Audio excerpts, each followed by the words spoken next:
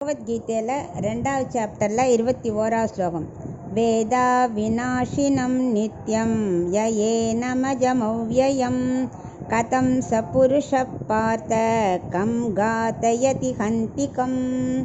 இப்போ இதுக்குள்ள அர்த்தத்தை பார்க்கலாம். கிருஷ்ணர் சொல்லின்னு இருக்கார், யார் ஆத்மாவை பற்றி நன்கு அறிஞ்சு வச்சுட்டுருக்கானோ, யார் ஆத்மாவை அழிக்க முடியவே முடியாதுன்னு உணர்ந்துட்டு இருக்கானோ, அவன் யாரையும் கொல்ல முடியாது. ஏன்னா அவனுக்கு தெரியும் நம்ம கொல்ல போகிறது உடலை மட்டும்தான் அப்படின்னு. ஸோ அவனுக்கு அந்த பயம் கிடையாது, கொல்றோமேங்கிற பயம் கிடையாது.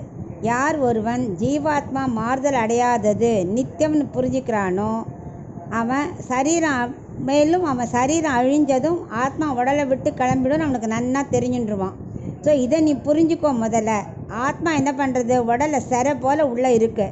ஸோ உடல் கீழே விழுந்ததும் சிறையிலேருந்து ஆத்மா விடுபட்டு கிளம்பி போய்டுறது. கூண்டுலேருந்து கிளி கிளம்பி போகிற மாதிரி ஆத்மா இந்த உடலை விட்டு வெளியில் கிளம்பி போய்டுறது அப்படிங்கிறார்.